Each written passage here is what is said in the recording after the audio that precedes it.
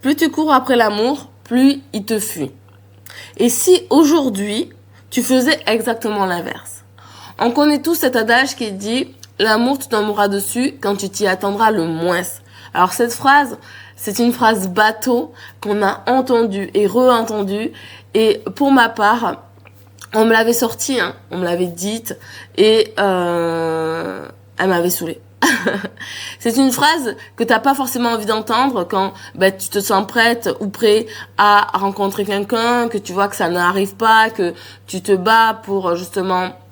Et là, le mot battre prendra tout son sens à la fin de cet épisode pour justement avoir un partenaire, mais tu vois que ça n'arrive pas. Et on te dit justement de faire tout le contraire en te disant ça arrivera quand tu t'y attendras le moins. Ça veut dire ne fais pas d'efforts, tu verras, ça arrivera. Et même si cette phrase elle est relou et que on n'a pas forcément envie d'entendre, j'ai pu constater qu'elle est réelle. Vous savez, on a le réflexe de courir. Courir, c'est insister. D'accord? C'est insister, c'est expliquer aux autres, à la personne qu'on espère être la bonne, c'est expliquer pourquoi il est fait pour nous. Pourquoi elle est faite pour nous. Aussi relancer cette personne, relancer par message, par appel, pour se voir. C'est aussi s'adapter jusqu'à s'oublier. Parfois, on fait des sacrifices personnels de nous-mêmes pour justement que cette personne nous accorde l'intérêt nécessaire pour créer ce couple et pour faire mentir un peu cet adage. Et il faut savoir que ce n'est pas de l'amour, ça. C'est la peur de ne pas être choisi. Donc, en fait, on use de stratagèmes pour être choisi. Mais ça, c'est insister. Ça, c'est courir après un autre qui n'est pas fait pour nous. Ou une autre. Il faut savoir que lorsqu'on fait ça, on envoie des messages sans le savoir. Quand tu cours derrière quelqu'un, tu dis « J'ai besoin que tu me choisisses pour me sentir valable ». Et l'autre, inconsciemment, va se reposer ou se détourner.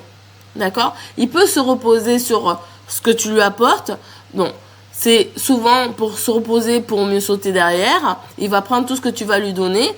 Tu vas le nourrir, tu vas lui apprendre, on va dire, le b.a.-ba des relations, même peut-être son comportement. Il va en apprendre, mais il ne restera pas. D'accord? Parce que tu l'as alpagué alors qu'il n'était pas forcément prêt à vivre cette relation. Et c'est souvent le cas. Vous savez, il y a des relations qui marchent, d'accord, parce que il y a une personne sur les deux qui est en train de courir, et une fois après que la personne a appris tout ce qu'elle avait besoin de prendre, et il va vivre sa vraie relation avec une autre personne. On l'a déjà vu, on l'a déjà entendu, ça arrive. Mais il y a aussi la personne qui va se détourner.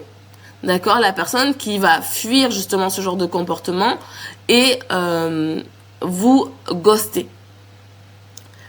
D'accord? Parce que vous n'êtes pas faite pour lui ou pour elle, mais comme vous allez insister, il va s'en détourner. Le déclic à avoir, c'est que l'amour sain n'a pas besoin d'être poursuivi. Il a besoin d'espace pour venir. Et en fait, si vous continuez à donner beaucoup d'énergie, à mettre beaucoup d'élan, d'accord, et à vous mettre une charge mentale et émotionnelle énorme, sachez que la personne que vous pensez être la bonne ne l'est pas. Parce que l'amour sain, ça se fait naturellement, sans forcer. Et je parle en connaissance de cause pour le coup, parce que une fois que j'ai trouvé la bonne personne, j'ai pas eu l'impression de forcer. J'ai pas eu l'impression de courir.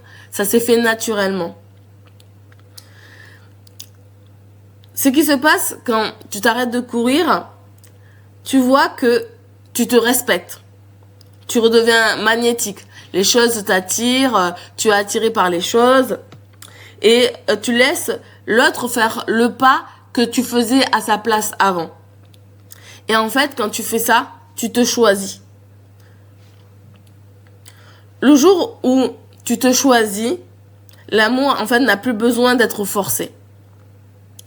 Et ça s'appelle l'amour sain, l'amour naturel, qui n'a pas besoin d'être ajouté en supplément avec de la charge mentale, avec, vous voyez, tout ce genre de petites questions qu'on se posait, quand est-ce qu'il va me répondre, tout ça.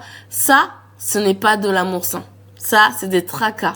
Ça, c'est de la charge mentale.